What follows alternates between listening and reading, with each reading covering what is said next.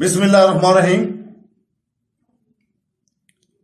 ہم آج دوستو بزرگوں تفسیر پیش کر رہے ہیں سورہ المائدہ کی آیت نمبر 58 کی۔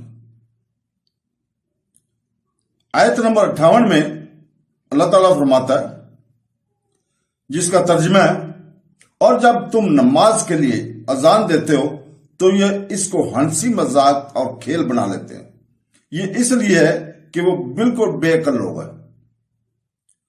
اس آیت کے بارے میں قلبی کا قول ہے کہ جب سرور دو عالم صلی اللہ علیہ وسلم کا مؤذن نماز کے لیے اذان کہتا اور مسلمان اٹھتے تو یہودی ہنستے اور تمسخر اٹھاتے تھے۔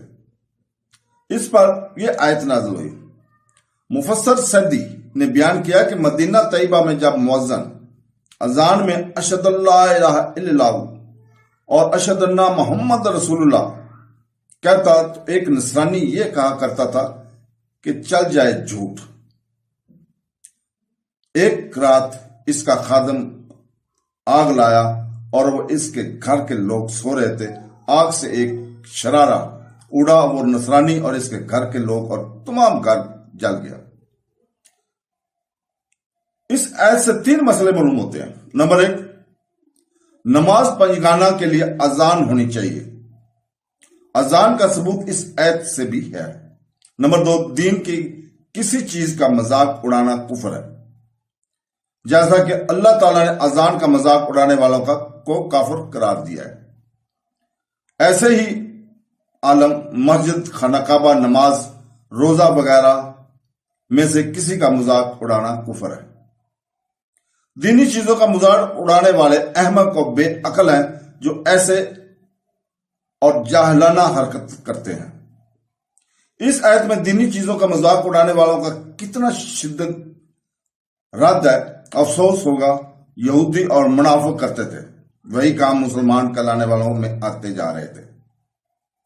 نماز، روزہ، حج، زکات، فرشتے، جنت، حوریں، دوزخ، اس کے عذاب، قرآنی آیات، حدیث نبوی، دینی کتابوں، دینی شاعر، امامہ، داڑھی، مسجد، مدرسے، دیندار آدمی، دینی لباس، دینی جملے، مقدس کلمات، الغرض وہ کون سی مذہبی چیز ہے کہ جس کا اس زمانے میں کھلے عام فلموں، ڈراموں، خصوصاً مزاحیہ ڈراموں عام میں بول چال، دوستوں کی مجلسوں، دنیاوی تقریروں، ہنسی مذاقوں کی نشستوں اور بامی گپ شپ میں مذاق نہیں اڑایا جا رہا۔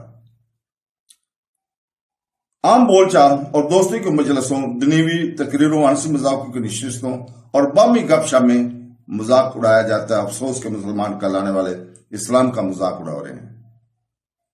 مسلمان کہلانے والوں کی داڑھی، امامہ، مذہبی خلیت سے نفرت ہے۔ مسلمان کہلانے والوں کو اذان سن کر تکلیف ہوتی ہے۔ قرآن و حدیث کی باتیں اسے پرانی باتیں لگتی ہیں۔